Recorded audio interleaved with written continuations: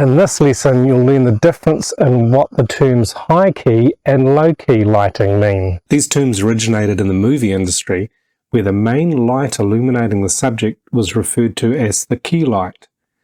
This light is often complemented with backlights and fill lights. Sometimes it's the only light. Using high-key lighting in photography results in photos with a lot of light, bright areas, and very few and soft shadows.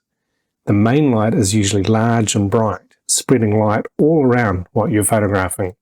High-key lighting is often popular in fashion and product photography because it produces a more upbeat and positive vibe.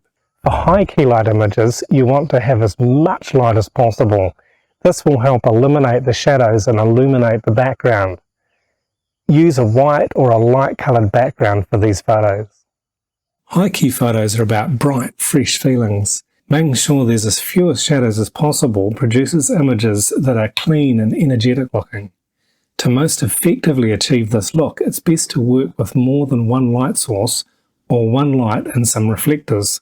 The more light bouncing around in your composition, the better. Look at the shadows as you position your lights and reflectors.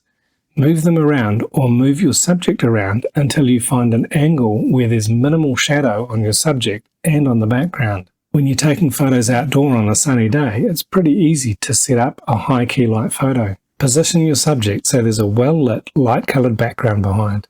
Then use a reflector to bounce light back into the front of your subject.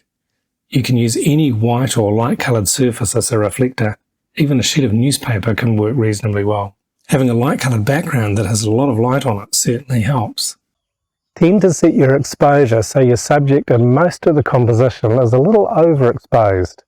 Use your histogram and the highlights indicator to check if any important aspects of your composition are being overexposed that you will lose detail in them. The more even the light is across your composition, the easier it will be to avoid having parts of your composition that are blown out, that are too overexposed. Low-key lighting is the opposite and includes a lot of dark areas, blacks and deep shadows. The main light is low and the exposure setting determines there are no or few bright areas. Shadows play a prominent part of low-key lighting compositions. This style of image is often more dramatic and moody than high-key light photos are. It's important to choose an appropriate subject and setting when you want to use low-key lighting because it is so dark and moody. Low-key photos are not only about the style of lighting you use, you must also take care to set your exposures well so you maximize this dark, moody look. Controlling the light is essential to good low-key light images. You not only want your main light to be low and soft, you also need to control how much light from other sources affects your photo. The more light there is, the less dense and dramatic the shadows will appear. The shadow areas play a large part of low-key light images. Light must primarily illuminate your subject and not the background. The darker the background you can use, the more effective your outcome will be. Light on the background should be avoided. This is not so difficult to achieve as it may seem. Once you start looking for situations to make low-key light images using available light, you will find them. The ratio between the main source lighting your subject and the other light sources is what will make or break a good low-key light photo. When the strongest light is soft and illuminates your subject by 2 stops or more than the rest of your composition, you'll be able to create low-key photos. When you use a flash or other artificial light source you can move around, it's easier to get the right light balance. Being able to control the output power and direction of the light or flash, you can manage the ratio to capture the look you want.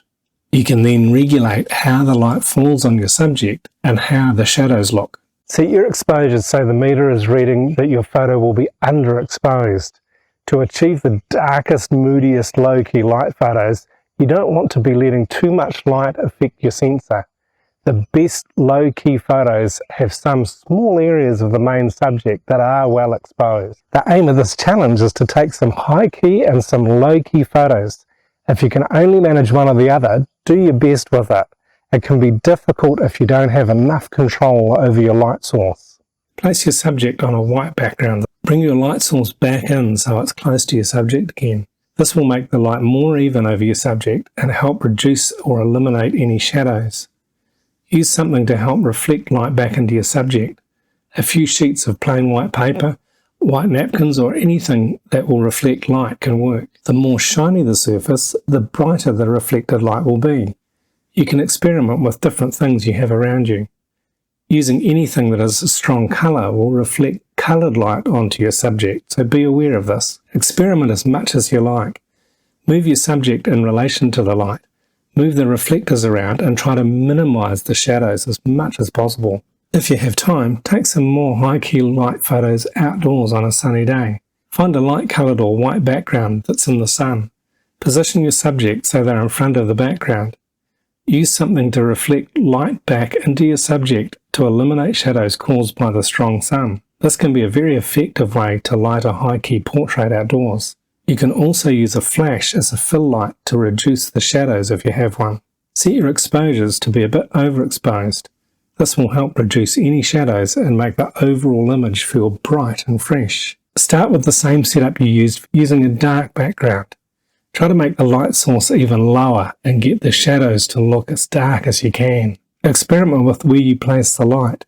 Move it closer and then further away from your subject. Use pieces of card or other things to block some of the light from falling on your subject so that only part of it is affected by your main light source. Pay careful attention to how the shadows look as you are moving the light.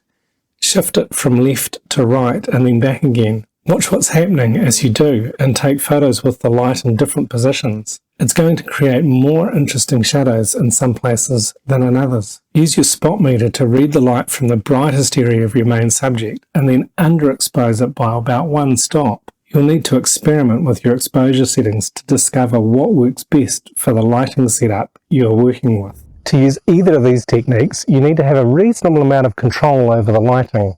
With low-key lighting, you don't want much or any ambient light affecting your exposure because this will reduce the shadow area depth. The more control you have, the more effective the look you want to create will be. It takes practice to get it right. Key points from this lesson are: for high-key light images, you want to have as much light as possible. High-key photos are all about bright, fresh feelings. Lean towards overexposing your high-key photos. One low light source is best for low-key light photos. If there's too much light, you can't take low-key light photos. Underexpose for the best result.